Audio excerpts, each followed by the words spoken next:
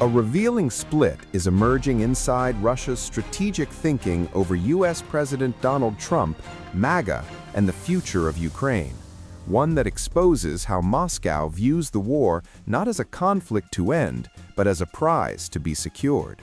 On his Telegram channel, Russian ultra-nationalist ideologue Alexander Dugin laid out what he described as a deal between Russia and Trump-aligned America. Dugin argued that Trump originally held sensible views on Ukraine, repeatedly framing the war as former President Joe Biden's war and promising to end it by withdrawing U.S. support. According to Dugin, had Trump followed through, Russia would have taken Kiev quickly. But Dugin claims Trump changed course, drifted away from MAGA principles, and fell back under the influence of neoconservatives, the so-called deep state, and globalists.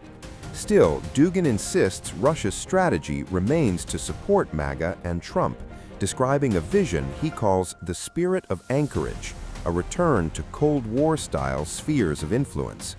And in that vision, Ukraine does not exist. Dugin is blunt. Under no scenario should Ukraine survive as a sovereign state. Ukraine is ours, he wrote in his post, while the rest of the world's power balance remains negotiable. He praises Trump's rejection of globalism, hostility to the European Union, and emphasis on traditional values, while acknowledging friction over Russia's alliance with China and the rise of BRICS. Trump, Dugin added, is a variable, inconsistent, unpredictable, but Russian goals are constant. Victory, one way or another, is inevitable.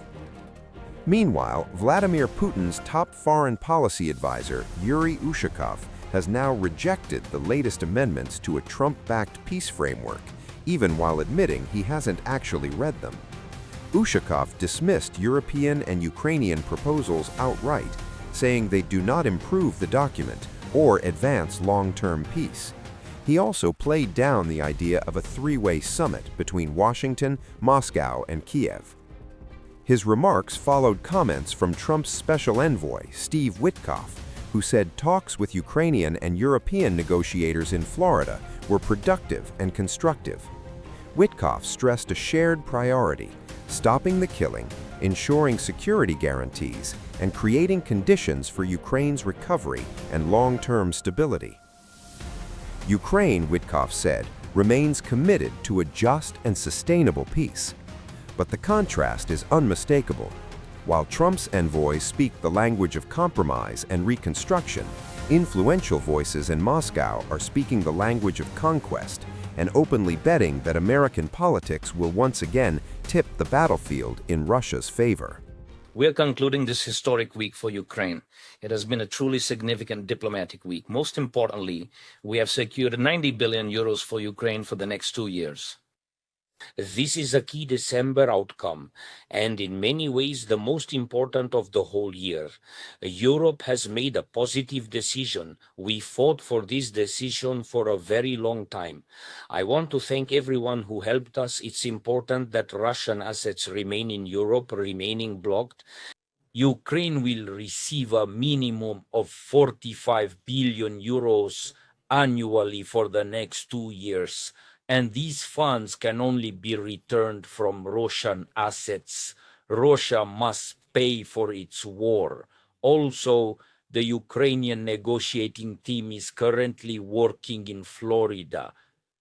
Today we have more meetings scheduled with the American delegation, specifically with representatives of the President of the United States, Donald Trump. Work is actively continuing on the preparation of important documents regarding the cessation of hostilities, security guarantees, and the country's reconstruction.